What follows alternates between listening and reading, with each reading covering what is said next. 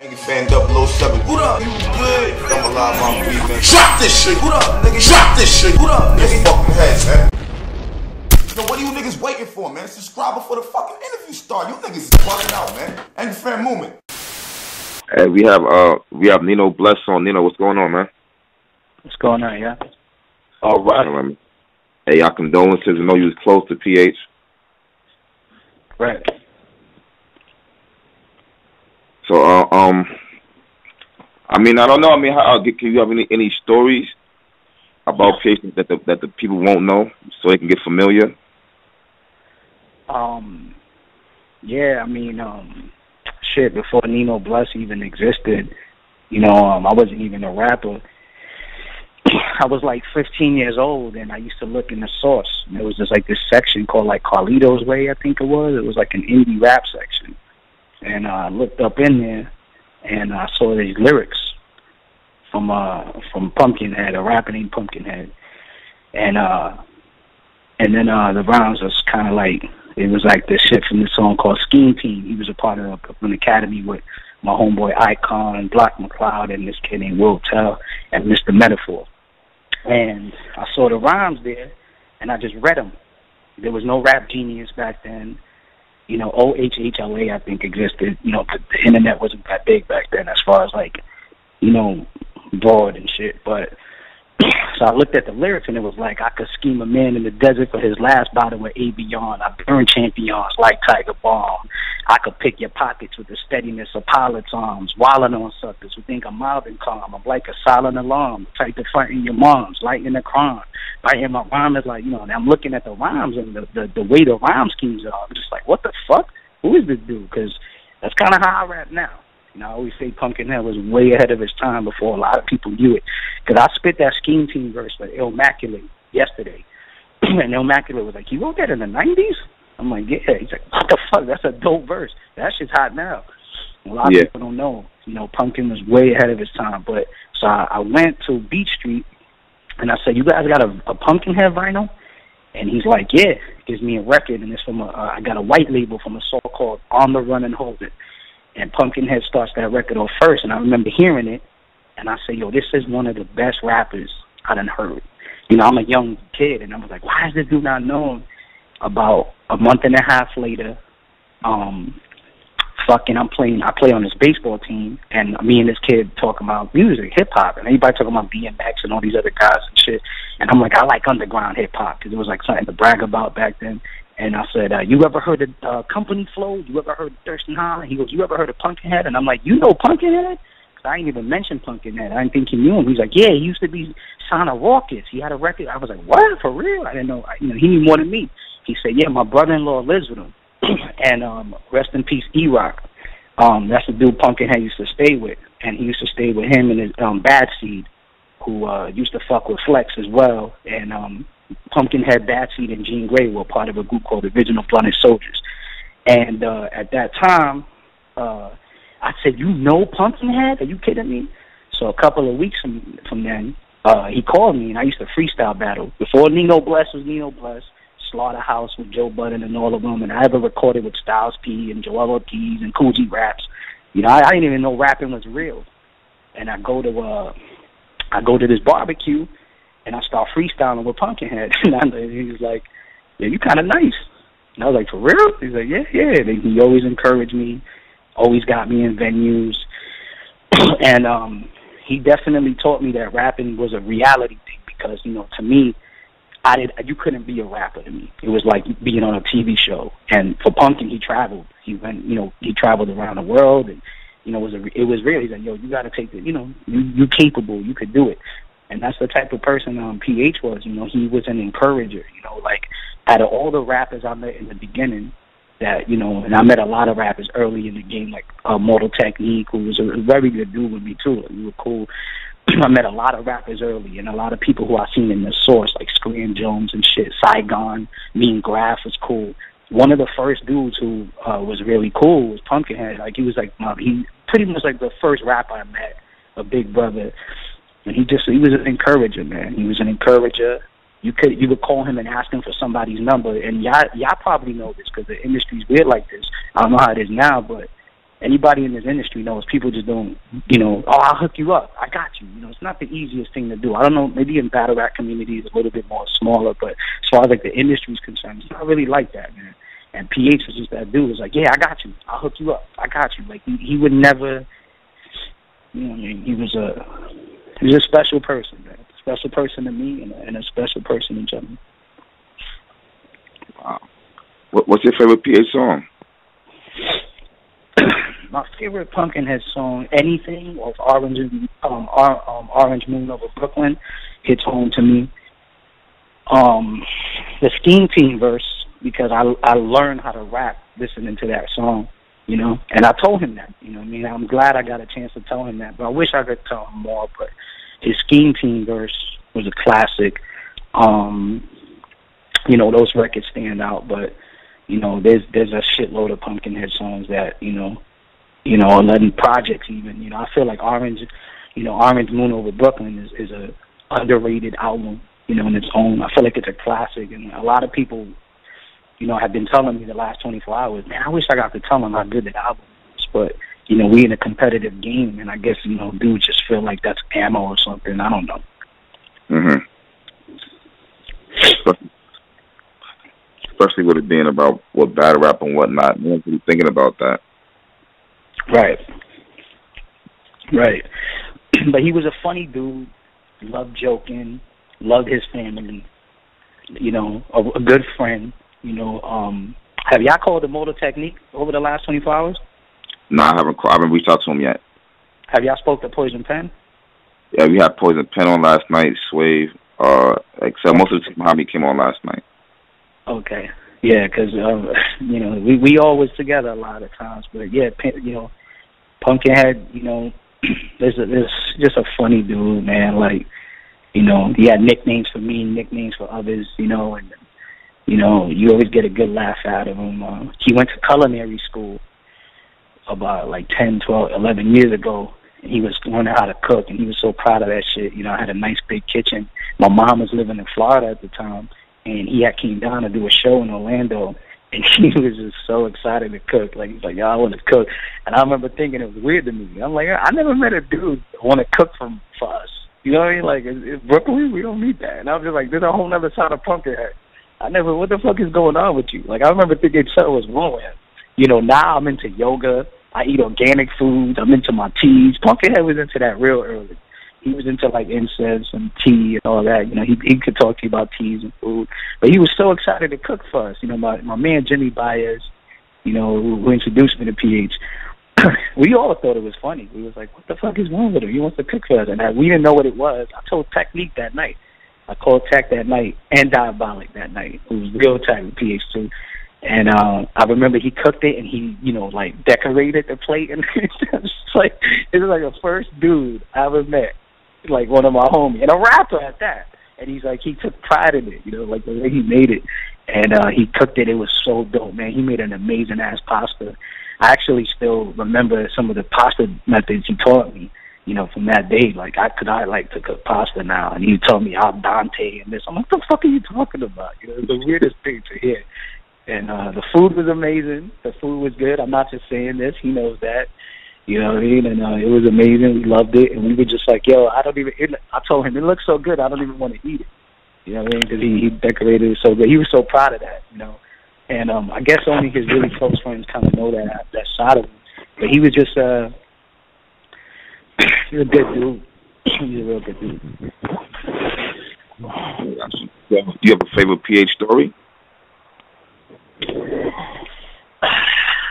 My favorite PH story might not be what people want to hear, but it's a real funny story. But if y'all have Tech on this, man, Tech will remember. He might not even want to talk about it. It just doesn't seem right to talk about. But I'm only going to mention it because me and Pumpkinhead called Nestle on three-way about a month ago, like a month and a half ago. Mm-hmm. And we told him the story, and like we laughed for like 20 minutes because we was in this spot, me, Immortal Technique, this dude named Mecca who worked for the Source, he did Unsigned Hype, Pumpkinhead, don't know who else. A couple of my boys from the streets, like Brooklyn dudes, and we was in this spot in the village, dog, and it was nothing but white people there. You know, I'm Puerto Rican, but I'm light skinned. You know, but for the most part, everybody's fucking white in there, and we look just like, I don't know who even dragged us in there. Who knows? And we in this spot, and we getting mad love from people. Like, we thinking we about to get kicked out just for not being, you know, looking like we a part of Friends cast and shit, you know? And we sitting there, and everybody laughing, and we all telling the people embracing us. And Pumpkinhead tried to hand a flyer to this one dude. And it's a black dude, bald head dude, and the dude just slashed the flyer out of his hand and just pulls it away. And PH is just like, damn, dude, like, I'm just trying to hand you a flyer. And then PH and him are roasting each other. And, you know, rest in peace, PH. That's just the shit he liked to do sometimes. 2 days before he passed away, him and Nestle had a roasting session on Facebook. PH liked to cook. You know, he liked to fuck around with you. You know what I mean? So him and the dude are kind of roasting each other for 10, 15 minutes. So I ain't thinking nothing of it. I'm trying to holler at chicks. The Mortal Techniques in there, probably like preaching the word and shit, telling dudes about the revolution. Who knows what's going on? We all talking shit. And PH still going at it with this dude. And then one thing led to another, and he was disrespecting Pumpkinhead. Like, yo, dog, I never, because PH, you know, it was hard for him to get to that point. You know, that's the first time I kind of noticed it. You know, and the dude just kept going at him and saying fucked up shit about him, about his mom, and just all the shit you could think about. You know, just say, Pumpkinhead still, like, tripping, ignoring him, and then as soon as he told Pumpkinhead, like, you got a kufi on, you didn't even know what that means. Pumpkinhead said, what? And just hooked off on him. And then we jumped him a kind of, you know, it was like a little scuffle, me and Moto get in there, and then they kicked us out the spot. And it's mad funny because I always exaggerate the story. Pumpkinhead's like, man, shut the fuck. It didn't happen like that. You know, such a liar. You know, I like to like fuck with him and tell him that side of it. And I'm like, yo, Ness, I've never seen him so mad. He literally wanted to kill this dude just because he said, yo, your mom's a bitch. I don't like your sister. I don't like your brother. But yo, you don't know nothing about Kusi. Pumpkinhead's like, what? Just went crazy on him. And I always thought it was like the most random funny thing. And we just told Nestle that story on Three-Way the other day, and we just couldn't stop laughing. Pumpkinhead telling other versions of it, and it was just you know, it's just kind of like one of those moments that you have with somebody. It was nothing like we caused a riot. It was some innocent little scuffle. You know what I mean? Yeah, it was nothing crazy. Yeah. But it was a crazy memory for you, though. Yeah. I had a lot of memories with him, driving in the car, talking, having conversations about shit. He taught me a lot of shit, too. You know, about like life, you know what I mean? Because I was young.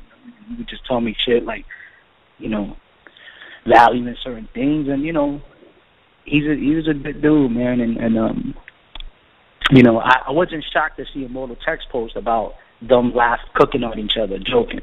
Because PH had a really good sense of humor. And he could dish it and take it. He loved joking. And he's just a good dude, you know what I mean? Like, it sounds typical when people pass away, you know what I'm saying? Like, and this is the part that fucks with me because,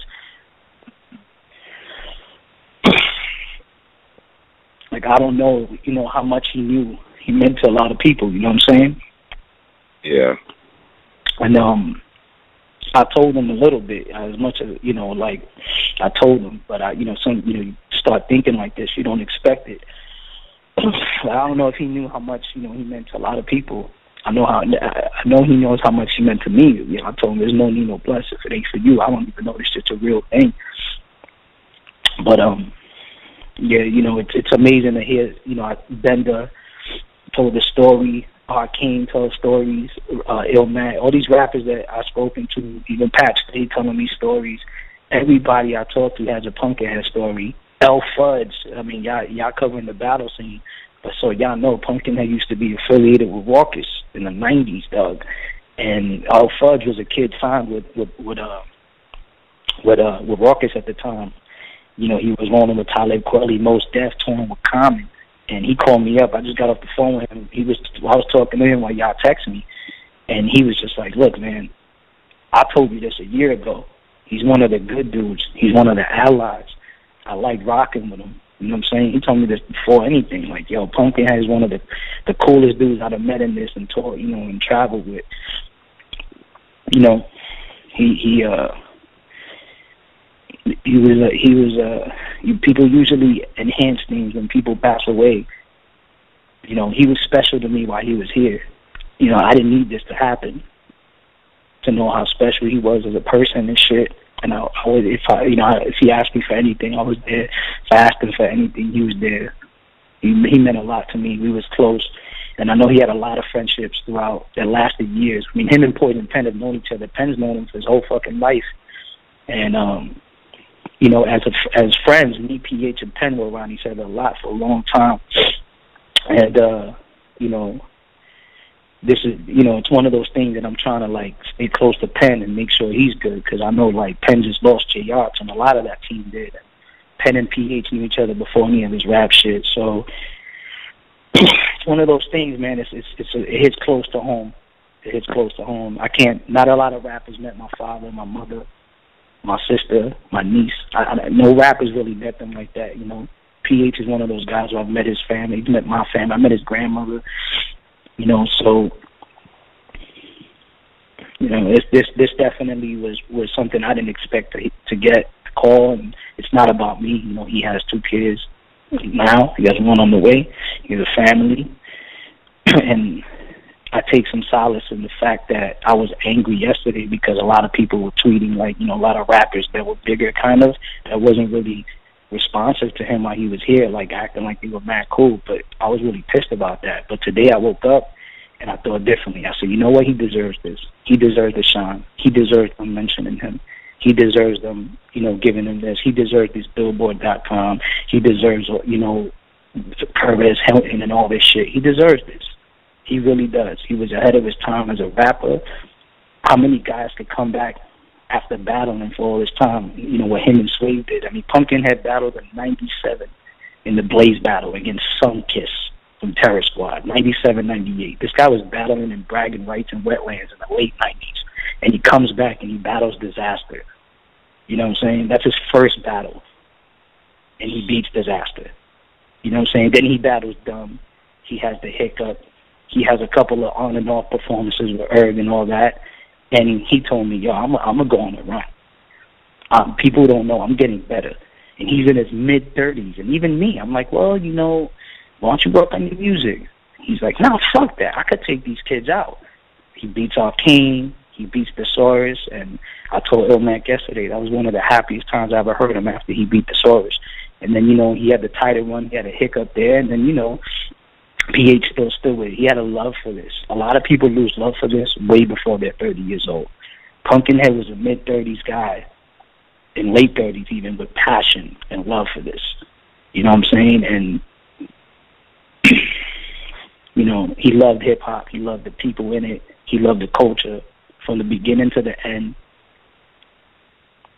You know, and he was a man. He was a family man, all of this, you know, like. Hey, Nino, what was your favorite PH battle? My favorite PH battle was the Arcane one, as far as like how he wrote for him, because he said some shit like I'll leave his chimney, I'll leave smoke coming out of his chimney, like, you know, like they elected a new pope, and I remember thinking, are they crazy? They're gonna get that line? Like, you know, they kind of laugh at the past stage. You mad right now? I remember like they laughed at jokes. And he didn't care. He didn't give a fuck. He was like, I'm not willing to say what I want to say. That's kind of when he had like that new mentality. And I always told him, when you have I don't give a fuck about the crowd mentality and you focus on the opponent, that's when you're at your best. And when, you know, he told Arcane what he wanted to say. He didn't care win or lose. And I felt like that was one of my favorite battles from him. And then the Thesaurus battle, because, you know, Thesaurus is so overlooked, man, by everybody. And this is a guy who won Scribble Jams, won WRCs, done whatever. And he's the one guy, like, you know, it's hard to write for Thesaurus because you're afraid to say a punchline that's dope. Most of these guys are prepared for him, like Nestle, Pumpkinhead, Pat Stay. Everybody I talked to before they battled Thesaurus, they're afraid to say a punchline that gives him a rebuttal. And, you know, Pumpkinhead wrote so strategically for him. And he was so proud of that win. You know, we spoke that night in Canada, man. I don't even think he cared that his international bill. He called me from someone's phone, I think. But I remember he was so happy he beat Thesaurus, you know, because that led him to get a title run, you know. Mm-hmm. And And you know, and also it was also like fulfilling for him because he also, a lot of people didn't think he could do that. Charlie Clips tweeted at that time. I remember him telling me, Clips tweeted, if there's a most improved battle award, Pumpkinhead should get it. You know, so he was getting noticed by a lot of people for getting back on that. And to the very end, he still thought like, you know, I'll do it again if I have to. I'm Bernard Hopkins of this shit. He had a lot of confidence in himself, and he knew how to adapt. You know what I'm saying? But yeah, those two battles stand out. I'm sorry if I'm going off a little bit too much, y'all. But no, you good. I mean, that's what this whole show is about. You know what I mean? For people who don't know the magnitude of what he did for battle rap and hip hop, like for y'all to let people know how y'all feel. Right. Yeah. Yeah, those battles stand out to me. Okay, that's what it is. That's what it is, man. I know it's getting emotional for you and everything, man. I loved him, man. I loved him while he was here. I didn't need this to happen. To tell him this, you know what I'm saying? When I seen him, I said I missed you and hugged him. GMS, his partner, was right there. He came down here a couple months ago, and I seen him, and you know, everybody loved him, man. And look, there's people that aren't. I don't know how much they're Instagramming this, but there's a groups of people in other scenes, in other states that are meeting up in the same place together, chilling. You know, I don't know if y'all know this, but out here in Orlando, Follow the Don, Johnny Storm, My Verse, they were at a crib. I'm in Florida right now, and they all went to this crib last night to like this little spot called the Dirty Bungalow, and they all watched PH battles, and they all listened to his music last night. Truth be told, I couldn't go. You know what I'm saying? It was too quick for me, too soon. You know, I can't even look at a picture right now from him. You know what I'm saying? Let alone go and stay a whole night looking at the videos and watching his music. And you know, people gonna be, oh, you know, you might be selfish. You know, whatever. Like I just couldn't do it. To be honest with you, I was talking to some of his friends and people he came up with, people from the corners, from the blocks that we knew that they didn't even care about Pumpkinhead the rapper. They loved Rob the person. So. You know, yeah, it is emotional. It's emotional for me. It's emotional for a lot of people. He had an effect on a lot of people. You know, a lot of people. He was a giver. He was generous. You know, and he got a lot of shit for the grind time management shit. And nobody fucking knows how to run the league, man. This battle rap shit's like 7 years old. You know what I mean? Like the modern fan. Look at a 7-year-old. What can they really know?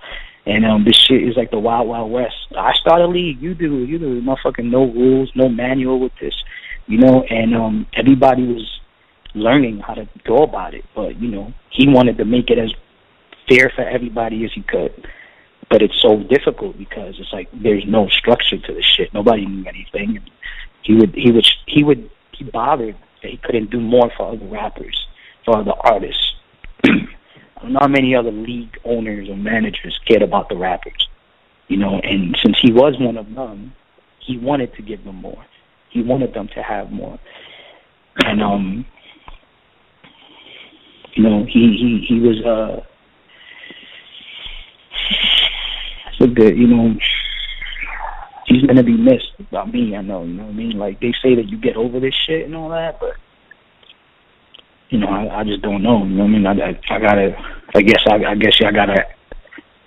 Angry Fans a good fucking show and battle rap's going. Maybe I could do a 10-year anniversary of this shit and ask me if I got over it. But I don't think I can. Like, I don't think this is something you get over. Yeah. All right, man. We just gotta keep his name alive, bro. Yeah. You guys are doing a good job too. 2 days in a row doing this. I didn't even know y'all were doing it, man. I'm in the cut. So, you know, I'm thankful for you guys doing this and definitely y'all understanding what he knew about the, you know, what he meant to the culture, not just battle rap, man. I mean, I don't know if anybody said half the shit I'm saying right now, but it's like everybody who comes on, we're learning more and more about him. So it's deep. It gets deeper and deeper. People are doing research on him. You know what I mean? Right. So it's a good thing I was doing. Yeah, he's the first rapper to put me on stage. For any Nino Bless fan out there who listened to Rhyme of the Year, heard me on Slaughterhouse, you know, who thinks I'm a top 5 rapper, there's this small delusional community who thinks I'm like one of the best rappers ever. I've had rappers think that I like fucking, what are you doing to these guys? But for any one of these fans out here, if they're listening to this, like, he's the first rapper to put me on stage. He did it in Miami, Florida. You know what I mean? He's the first rapper to endorse me, give me, you know, help me get over my fear of performing, push me. You know, he's the first rapper I ever collaborated with. You know, people think I first, you know, Coogee rap, Joel and Styles from the song called "Four in a Clip." But long before that, I collabed with a bunch of dudes. You know, and I wasn't Nino Bless at the time, and one of the first dudes I ever recorded with was Pumpkinhead. Actually, the first guy, then Poison Pen. But Pumpkinhead, you know, I learned. He taught me shit. You know, he took me under his wing. You know, he was like a big brother to me. You know, and then, but the thing about Pumpkinhead, the thing about Rob is he took me under his wing. But he never treated me like a son. If y'all get what I'm saying, he never treated me like I was under him. You know what I'm saying? He always treated me like I was his equal, and that's something I had to put on Facebook because he always made me feel like you as good as me kind of shit. You know what I'm saying? You could be this dude. When Rhyme of the Year came out, he had a podcast or some radio show. I don't know, it was like a Homie radio, some radio show over there. DNA was there, Slave was there. He was playing Rhyme of the Year. You know, he played it, and you know. And one of my men was like, yo, man, PH just be going hard for you, yo. He's like, whatever. And I was like, yo, I called him. I said, yo, but look. So he's like, dog, listen, you're one of them dudes, man. Like, you people need to know you. And the irony of this is very personal to me. The irony of this is he was just like, it'd be people like you that, God forbid you pass, people talking about you to this dude, to this ever, this dude, you know what I mean? Like, don't, you know what I'm saying? So the music don't die, he was telling me. You know what I'm saying? Like, it doesn't go away. People, you know what I'm saying? It's, especially now with the internet. So it could take 10 years, it could take 8 years. And, you know, it's almost like he was talking about himself, kind of. And that's why I cried yesterday. That was the first thing I cried, because it's like a lot of what he told me was to motivate me and to make me look at things clearer, but was also relevant and applied to him. It was almost like his own fulfilling, you know, like what would be, because now people are learning him. Now people are like, I didn't know he was this good. My boy Mythman, he's a rapper, he called me today, like, I didn't know Pumpkinhead was this nice, yo. You know, I know he passed away, I know you're supposed to say that, but I didn't know he was this good. I didn't know he made music this good, you know, shit like that.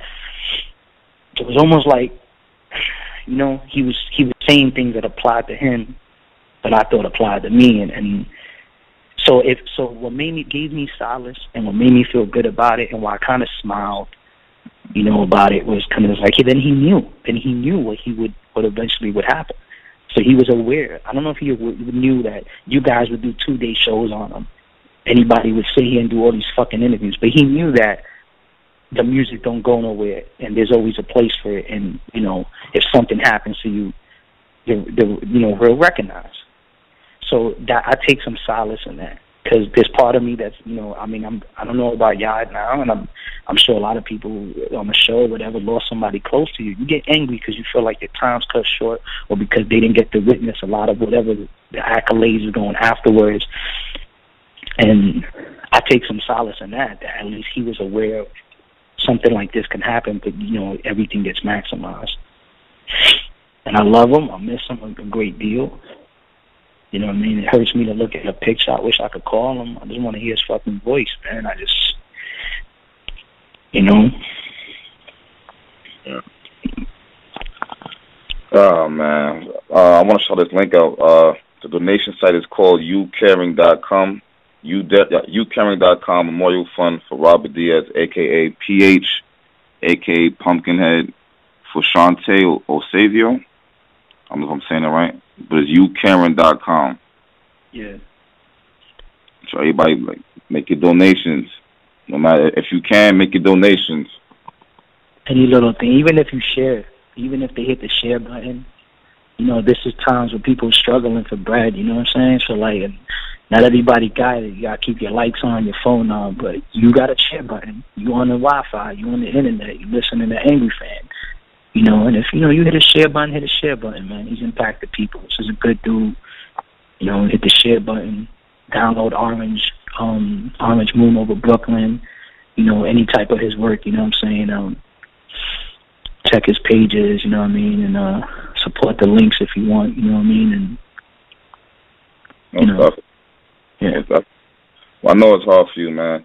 I appreciate you calling up, man, getting something off your chest, letting the hip hop battle rap world know a little bit more about him, some more insight on him. For sure. Appreciate you guys reaching out. I didn't even know y'all had my fucking phone number. Real. I didn't even know I would get hit up about this. A couple people been texting me, but I fought to the Angry Fan Show. You know what I mean? I like you guys. You guys really, y'all spit that real shit. Right? Y'all always bring the truth to light. And, yeah, I didn't think y'all would be doing this, but I appreciate it. I appreciate it, man. It means a lot to me that his memories being kept alive here. You know what I'm saying? Definitely, man. Hey, you stay strong. You hear me? Thank you, guys, man. One love.